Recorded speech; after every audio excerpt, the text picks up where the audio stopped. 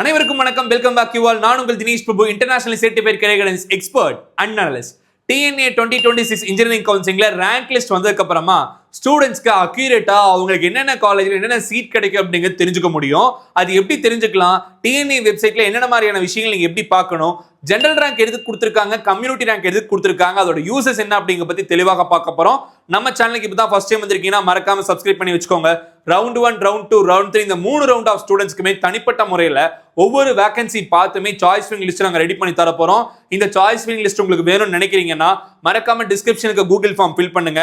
ஒவ்வொரு round of ஸ்டூடெண்ட்ஸ்க்கும் அவங்க ஜோனுக்கு தகுந்த மாதிரி தனிப்பட்ட முறையில் வாட்ஸ்அப் குரூப் ஓப்பன் பண்ணி அதுல ஸ்டூடெண்ட்ஸை ஜாயின் பண்ண வச்சு அந்த வாட்ஸ்அப் குரூப்ல ப்ராப்பரான கம்யூனிகேஷன் அப்படிங்கிறது சாய்ஸ் விங் லிஸ்ட் கொடுக்கறது, என்னென்ன மாதிரி காலேஜ்ல ஸ்காலர்ஷிப் கொடுக்குறாங்க, எந்தெந்த காலேஜ்ல சேர்ந்து படிக்கிறது உங்களுக்கு பெனிஃபிட்டா இருக்கும், ஒவ்வொரு காலேஜோட ஃபீஸ் ஸ்ட்ரக்சர் என்ன, இனி அடுத்ததான் நம்ம கொடுக்கக்கூடிய அனைத்து வீடியோஸ்க்கான ரீசெண்ட் அப்டேட்ஸ், சாய்ஸ் ஃபில்லிங்கான டிப்ஸ், என்னென்ன மிஸ்டேக்ஸ் அவாய்ட் பண்ணணும் அப்படிங்கிற வரைக்கும் எல்லா டீட்டெயிலுமே அந்த வாட்ஸ்அப் குரூப்ல நாங்க ஷேர் பண்ற மாதிரி முடிவு பண்ணியிருக்கோம். ஸோ இது ரீசெண்டா ஆரம்பிச்ச ஒரு விஷயம் அப்படிங்கறனால மறக்காம கூகுள் ஃபார்ம் ஃபில் பண்ணிட்டீங்கன்னா உங்களுக்கு தேவைப்படுற சப்போர்ட் எல்லாமே வந்துடும். டிஸ்கிரிப்ஷன்ல ஃபார்ம் கொடுத்துருக்கேன், ஃபில் பண்ணுங்க. என்னென்ன ரவுண்ட்ல வரீங்கன்னு அந்த இன்ஃபர்மேஷன் கேட்டிருப்போம், அதெல்லாம் ப்ராப்பரா கொடுத்தீங்கன்னா கால் பண்ணி உங்க ஜோனுக்கு தகுந்த மாதிரி நாங்க வாட்ஸ்அப் குரூப்ல உங்களை ஆட் பண்ணிடுவோம். So without any further delay TNEA official வெப்சைட்ல கட் ஆஃப் மார்க்கான போர்ட்டல் அப்படிங்கிற கொடுத்துருக்காங்க. இந்த போர்ட்டல்ல cut off mark, rank, allotment, compare years அப்படிங்கிற மாதிரி கொடுத்துருப்பாங்க. இந்த ரேங்க் அப்படிங்கிற மாதிரி கிளிக் பண்ணீங்கன்னா ஒவ்வொரு கம்யூனிட்டிக்கும் என்னென்ன மாதிரியான ரேங்க்ல லாஸ்ட் இயர் சீட் க்ளோஸ் ஆச்சு அப்படிங்க நீங்க தெரிஞ்சுக்க முடியும். இந்த ரேங்க் அப்படிங்கிறது எடுத்துட்டோம்னா ஸ்டூடெண்ட்ஸ் அண்ட் பேரண்ட்ஸ் எல்லாருமே நீங்க தெரிஞ்சுக்க வேண்டிய ஒரு விஷயம். ரேங்க் அப்படின்னு இவங்க கொடுத்துருக்கக்கூடியது அனைத்துமே கம்யூனிட்டி ரேங்க் கிடையாது, ஜெனரல் ரேங்க். ஜெனரல் ரேங்கை மட்டுமே நீங்க வச்சு பார்க்க முடியும். உதாரணத்துக்கு உங்களோட ஜெனரல் ரேங்க் ஒரு 15,000 அப்படிங்கிற மாதிரி வச்சுக்கிட்டா நீங்க ஓசி கம்யூனிட்டிலயோ, பிசி கம்யூனிட்டியோ, எம்பிசி எந்த கம்யூனிட்டியில வந்தாலுமே உங்களோட கம்யூனிட்டி என்னங்கிறத ஃபர்ஸ்ட் பார்த்துக்கோங்க. ஃபார் எக்ஸாம்பிள் பிசி கம்யூனிட்டியில ஒரு 15,000 ரேங்க் உங்களுக்கு இருக்கு அப்படிங்கிற எக்ஸாம்பிளுக்கு வச்சுக்கிட்டோன்னு வச்சுக்கோங்களேன். ஸோ நீங்க பிசி கம்யூனிட்டி காலம்ல உங்களோட ரேங்க்குக்கு என்னென்ன காலேஜ்ல சீட் கிடைக்கும் அப்படிங்கிற பார்த்துட்டு வரணும். ஸோ நான் பிசி கம்யூனிட்டி பார்த்துட்டு வரேன்.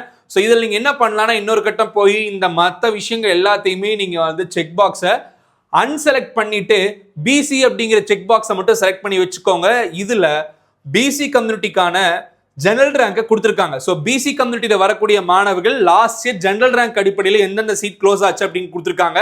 15,000 ரேங்க்ல பிசியில ஏதாவது 15,000 இருக்கா அப்படிங்க நீங்க பார்க்கணும்.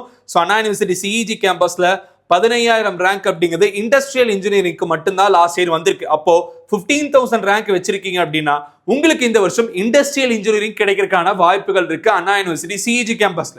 சார் நான் எஸ்சி கம்யூனிட்டியில வரேன், என்னோட ரேங்க் வந்து 60,000 ஜெனரல் ரேங்க்ல இருக்கு, ஆனா கம்யூனிட்டி ரேங்க் ரொம்ப கம்மியா இருக்கு. அப்ப கம்யூனிட்டி ரேங்க் கம்மியா இருக்கறனால நான் அதை வச்சு செக் பண்ணுவான்னு நேற்று ஒரு ஸ்டூடெண்ட்ஸ் கால் பண்ணி கேட்டிருந்தீங்க. அந்த ரீசன்னால இமிடியேட்டா இந்த வீடியோ கொடுக்க வேண்டிய சுச்சுவேஷன். ஸோ நீங்க ஒருவேளை எஸ்சி கம்யூனிட்டியில வரீங்க, உங்களுக்கு என்ன ரேங்க்ல சீட் கிடைக்கும் நீங்க தெரிஞ்சுக்கணும்னா முதல்ல இந்த வெப்சைட்குள்ள வந்த உடனே எல்லா செக் பாக்ஸையும் நீங்க வந்து அன்கிளிக் பண்ணிட்டு உங்களோட கம்யூனிட்டியை மட்டும் நீங்க செலக்ட் பண்ற மாதிரி இருக்கும். ஸோ இந்த மாதிரி எஸ்சி கம்யூனிட்டியை மட்டும் செலக்ட் பண்ணிட்டு 60,000 ரேங்க் இருக்கான்னு நீங்க பார்க்கணும். ஸோ இந்த எஸ்சி கம்யூனிட்டியில இங்க கொடுத்துருக்கக்கூடியது எல்லாமே உங்களோட ஜெனரல் ரேங்க் அப்படிங்க நீங்க தெரிஞ்சுக்கணும். இந்த ஜெனரல் ரேங்க் அடிப்படையில் நீங்க 60,000 ரேங்க் வந்துச்சு அப்படின்னா உங்களுக்கு சிஇஜி கேம்பஸ்ல சீட் கிடைக்கும். எஸ், அப்பேரல் டெக்னாலஜி அப்படிங்கிறது அண்ணா யூனிவர்சிட்டியில AC tech Alagappa college of technology counselling code 2 இங்க தான் சீட் கிடைச்சிருக்கோ தவிர அண்ணா யூனிவர்சிட்டி சிஇஜி கேம்பஸ்ல எஸ்சி கம்யூனிட்டிக்கு 60,000 ரேங்க்குக்கு சீட்டே கிடைக்கல. ஆல்மோஸ்ட் ஒரு 59,000 அப்படிங்கிற மாதிரி இருந்தா கூட நியர்பை அப்படிங்கிற மாதிரி சொல்லலாம். பிளஸ் ஆர் மைனஸ் 200 to 300 வரைக்கும் சீட்ஸ் அலாட்மெண்ட்டுக்கான வாய்ப்புகள் இருக்கு. ஏனென்றால் இந்த வருஷம் பெரிய லெவலில் காலேஜ்ல சீட் இன்டேக்குங்கிறது பண்ணல. சென்னையில் எஸ்எஸ்என் காலேஜ் ஆஃப் இன்ஜினியரிங்ல இந்த 950 சீட்ஸ் மைனஸ் ஆயிருக்கு. கவுன்சிலிங்க்கு அவங்க சரண்டர் பண்ணக்கூடியது 950 சீட்ஸ் கிடையாது, வெறும் 500 to 550 சீட்ஸ் மட்டுமே கவுன்சிலிங் சரண்டர் பண்ணுவாங்க. ரிமைனிங் சீட்ஸ் எல்லாமே மேனேஜ்மெண்ட் கோட்டா. அப்படி பார்த்தாலுமே 550 சீட்ஸ் கம்மியா இருக்கு சார். அப்போ ஸ்டூடெண்ட்ஸ்க்கு -500 அப்படிங்கிற மாதிரியான ரேங்க்ல கிடைக்கும் இல்லையா அப்படிங்கிற மாதிரி நிறைய பேர் கேட்குறீங்க. அதுல இன்னொரு விஷயம், அந்த காலேஜ்ல உங்களுக்கு 500 சீட்ஸ் மைனஸ் பண்ணியிருந்தாலுமே அதுக்கு அடுத்த லெவலில் இருக்கக்கூடிய கல்லூரிகள்ல 100, 200, 300 அப்படிங்கிற மாதிரி சீட் இன்டேக் இன்க்ரீஸ் பண்ணியிருக்கனால உங்களுக்கு அந்த ஒரு நம்பர்ஸ் ஆட்டோமேட்டிக்லி உங்களுக்கு ஃபில் ஆயிரும் அப்படிங்கிற மாதிரி சொல்லலாம். ஸோ அதை காம்பன்சேட் பண்ற மாதிரியான விஷயங்கள் இருக்கனால ஸ்டூடெண்ட்ஸ்க்கு நம்ம ஒரு அப்ராக்சிமேட்லி ஒரு பிளஸ் ஆர் மைனஸ் 200 to 300 வரைக்கும் நம்ம எதிர்பார்க்கலாம். உதாரணத்துக்கு லாஸ்ட் இயர் இங்க 31,530க்கு சீட் அலாட் ஆயிருக்கு அப்படின்னா மைனிங் இன்ஜினியரிங் எக்ஸாம்பிளுக்கு சொல்றேன். இந்த வருஷம் நீங்க 31,800 வச்சிருந்தாலும் சீட் கிடைக்கும்.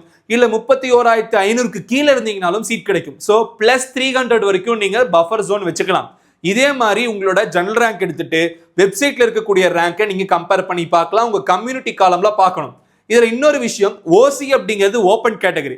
இந்த ஓப்பன் கேட்டகரியில அனைத்து மாணவர்களும் சீட்ஸ் அப்படிங்கிறது எடுத்துக்க முடியும். ஃபர்ஸ்ட் ஆஃப் ஆல் டிஎன்ஏ கவுன்சிலிங்ல வேகன்சி அப்படிங்கிறது கொடுப்பாங்க. இப்போ எப்படி நம்ம வந்து ஒவ்வொரு கம்யூனிட்டிக்கும் நம்ம சொல்றோமோ, ஒவ்வொரு கம்யூனிட்டிக்கும் இங்க சீட்ஸ் அலோகேஷன் இருக்கு இல்லையா, இதே மாதிரி ஒவ்வொரு கம்யூனிட்டிக்கும் உண்டான வேகன்சி அப்படிங்கிறது கொடுப்பாங்க. பயோமெடிக்கல் இன்ஜினியரிங்ல 10 சீட் இருக்கலாம் ஓசிக்கு, பிசிக்கு ஒரு 10 சீட் இருக்கலாம், எம்பிசி பிசி முஸ்லீம்க்கு ஒரு 5, எம்பிசிக்கு 5, எஸ்சிக்கு 4, எஸ்சிக்கு 3, எஸ்டிக்கு 1, இந்த மாதிரி ஒவ்வொரு நம்பர்லயும் சீட்டுங்கிறது வேகன்சி இருக்கும். இதுல ஓசி அப்படிங்கிறது ஒரு கம்யூனிட்டி கிடையாது. ஓசிங்கிறது open category. First of all நீங்க பிசி கம்யூனிட்டியா இருக்கீங்கன்னா உங்களோட சீட் வேகன்சிங்கிறது ஓசியில கட் ஆஃப் மார்க் நல்லா வச்சிருந்தீங்கன்னா அதுல சீட் அலோகேஷன் ஆகும். அதுல சீட்ஸ் ஃபில் ஆயிடுச்சுன்னா தான் உங்களுக்கு அடுத்த கட்டமா பிசியில சீட் அலோகேஷனுங்கிறது கொடுப்பாங்க. அந்த அடிப்படையில் பார்த்தோம்னா நீங்க இந்த கம்யூனிட்டியில எதுல வந்தாலும் ஓசி சீட்டும் உங்களுக்கு கிடைக்கக்கூடிய சீட் தான். அப்போ ஓசி கேட்டகரி சீட்டை ஆட் பண்ணி பார்க்கும்போது ரிசர்வேஷன்ல உங்களுக்கு வாய்ப்புகள் அதிகம். ஸோ ஓசி சீட்லயும் உங்களுக்கு அலாட்மெண்ட் நடக்கலாம், பிசிலையும் நடக்கலாம், எம்பிசி நடக்கலாம், அவங்க கம்யூனிட்டி நடக்கலாம். ஓசி இஸ் ஓப்பன் ஃபார் ஆளுங்க. உங்களோட கம்யூனிட்டி அப்படிங்கிறது உங்க கம்யூனிட்டிக்கு மட்டும் கொடுக்கக்கூடியது. எஸ்சி கம்யூனிட்டி மாணவனுக்கும் ஓப்பன் கேட்டகரியில சீட்ஸ் ஒதுக்கலாம். பட் ஓப்பன் கேட்டகரியில அலாட் பண்ற அளவுக்கு நீங்க ஹை கட் ஆஃப் மார்க் வச்சிருக்கணும், ஹை ரேங்க் வச்சிருக்கணும். இப்போ அடுத்ததா கம்யூனிட்டி ரேங்க் எதுக்கு சார் கொடுத்துருக்காங்க? கம்யூனிட்டி ரேங்க் அப்படிங்கிறது இந்த சீட் அலோகேஷனுக்கு சிஸ்டமா யூஸ் பண்ணிக்கக்கூடிய ஒரு விஷயம். இப்போ எப்படி நான் சொன்னேன், உங்களோட ஜெனரல் ரேங்க் அடிப்படையில் உங்களுக்கு சீட் அலாட்மெண்ட் இங்க கொடுத்துருக்காங்க. ஆனா பேக் எண்ட்ல கம்யூனிட்டி ரேங்க் அடிப்படையில் உங்களுக்கு கம்யூனிட்டி சீட்ஸ் அலாட் பண்ண சிஸ்டம் யூஸ் பண்ணிக்கும். உங்களோட கம்யூனிட்டியில நீங்க எந்த இடத்துல இருக்கீங்க, ஆக்சுவலி இந்த கம்யூனிட்டி ரேங்க் அவங்க கொடுக்கவே தேவையில்லை. பட் ஒவ்வொரு கம்யூனிட்டியில எத்தனை மாணவர்கள் அப்ளை பண்ணியிருக்காங்க அப்படிங்கிற டேட்டாக்காக அவங்க இதை ஃபாலோ பண்ணிட்டு வராங்க. அந்த விஷயம் கட்டாயம் தேவை. அனைத்து கம்யூனிட்டி மாணவர்களும் அனைத்து கேஸ்ட் மாணவர்களும் இன்னைக்கு கவுன்சிலிங் அட்டன் பண்றாங்க, இத்தனை மாணவர்கள் பார்ட்டிசிபேட் பண்றாங்க அப்படிங்கிறத வெளிப்படையா சொல்லணுங்கிறதுக்காக இந்த கம்யூனிட்டி ரேங்க் கொடுத்துருக்காங்க, which is well known and well useful for all the students. எந்த அளவுக்கு இன்னைக்கு கவுன்சிலிங்ல அனைத்து மாணவர்கள் இருக்காங்க அப்படிங்கிற நம்ம தெரிஞ்சுக்க முடியுது. ஸோ கவுன்சிலிங்ல கம்யூனிட்டி ரேங்க் அப்படிங்கிறது பேக் எண்ட்ல சிஸ்டம் சீட் அலாட் பண்ணிக்கிறதுக்கு யூஸ் பண்றது. ஆனா நமக்கு கிடைக்குமா கிடைக்காதான்னு தெரிஞ்சுக்கிறதுக்கு நாம யூஸ் பண்ண வேண்டியது எல்லாமே நம்மளோட ஜெனரல் ரேங்க். ஆனா உங்க கம்யூனிட்டி காலம்ல இருக்கக்கூடிய ஜெனரல் ரேங்க் தான் உங்களுக்கு ஒத்து வரும். புரியுதுங்களா? இப்போ எஸ்சி கம்யூனிட்டி மாணவன் பிசிஎம்ல இருக்கக்கூடிய ரேங்கை பார்த்து கிடைக்குமா கிடைக்காதான்னு பார்க்க தேவையில்லை. நான் எஸ்சியில் வரேன், நான் எம்பிசியில் வரேன் அப்படின்னா எம்பிசியில் இருக்கக்கூடிய மார்க்கை மட்டும் ரேங்கை மட்டும் பார்த்துக்கலாம். என் ஜெனரல் ரேங்க் எடுத்து வச்சுக்கிட்டு ஓகே நான் எம்பிசியில் வரேன், என் ஜெனரல் ரேங்க் வந்து 5500, இது 5798 இருக்கு, எனக்கு கிடைக்கும், இதை விட நான் கம்மியாக வச்சிருக்கேன், இந்த மாதிரி நீங்கள் முடிவு பண்ணிக்கோங்க. So general rank community rank ரெண்டையும் எப்படி பார்க்கணும்னு சொல்லிட்டு உங்களுக்கு என்ன காலேஜ் என்ன சீட் கிடைக்குங்கிறது எப்படி தெரிஞ்சுக்கணும்னு சொல்லிட்டேன். மறக்காம இந்த வீடியோ ஃப்ரெண்ட்ஸுக்கு ஷேர் பண்ணிவிட்டு எனக்கு கால் பண்ணி சார் பிஎஸ்டி ஐடெக்ல கிடைக்குமா, ஜிசிடி கோயம்புத்தூர்ல கிடைக்குமா, சிஇஜியில் கிடைக்குமா, எம்ஐடியில் கிடைக்குமான்னு கேட்காதீங்க. கிடைக்குமா கிடைக்காதான்னு ப்ராப்பர் டேட்டா வச்சு நீங்கள் முடிவு பண்ணிக்கலாம். இன்னுமே அடுத்தடுத்த வீடியோஸில் ப்ராப்பரான டீடைல்ஸ் கொடுக்க போகிறோம். நம்மளோட official Telegram WhatsApp channel join பண்ணிக்கோங்க. டிஸ்கிரிப்ஷனில் இருக்க கூகுள் ஃபார்மை ஃபில் பண்ணிங்கன்னா நாங்கள் அஃபிஷியலாக கால் பண்ணி உங்களுக்கு தனிப்பட்ட முறையில் வாட்ஸ்அப் குரூப்பில் ஆட் பண்ண சப்போர்ட் பண்ணுவோம். அது டிபி கேரியர் கனெக்ட், என்னோட வாய்ஸ் ரெக்கார்டிங்லாம் நீங்கள் கேட்க முடியும். தேர்ட் பார்ட்டிஸ் யாராவது என் பேரை சொல்லி பேசினாங்கன்னா நீங்கள் வந்து ரிமூவ் பண்ணிடலாம், அதை கண்டுக்க வேணாம். நம்ம ஆஃபீஸ்லேருந்து கால் பண்ணி பேசுறது உங்களுக்கு அதிலேயே தெரியும். பிகாஸ் லோகோலேருந்து எல்லாமே ப்ராப்பராக மெயின்டைன் பண்ணியிருப்பாங்க. நான் அப்பப்போ உங்களுக்கு வாய்ஸ் மெசேஜும் கூகுள் மீட்டும் நடத்துவோம். ஸோ அதில் நீங்கள் எல்லாமே தெரிஞ்சுக்கலாம். இந்த வீடியோ மறக்காம ஜெனரல் ரேங்க்கும் கம்யூனிட்டி ரேங்க்கும் வித்தியாசம் என்னென்ன, அதை எப்படி பார்க்கணும்னு சொல்லி ஆசைப்பட்டு கேட்டுக்கிட்டு இருந்த ஸ்டூடெண்ட்ஸ்க்கு ஷேர் பண்ணிவிட்டு இப்படிதான் ரேங்க் செக் பண்ணும், என்ன காலேஜ் என்ன சீட் கிடைக்குங்கிறது ஈஸியாக தெரிஞ்சுக்கலாங்கிறத அவங்களுக்கும் ஒரு அவேர்னஸ் கொடுங்க. அடுத்த வீடியோவில் சாய்ஸ் ஃபில்லிங் எப்படி பண்ணும், டாப் மோஸ்ட் காலேஜஸ்க்கான லிஸ்ட் எல்லாமே தர போகிறோம். தொடர்ந்து நம்ம சேனலை பார்த்துட்டு வாங்க, எந்த வீடியோஸும் மிஸ் பண்ணிட வேணாம். அடுத்த வீடியோஸில் உங்களை சந்திக்கிறேன். Until then, signing off is Dinesh Prabhu. Thank you, take care and bye.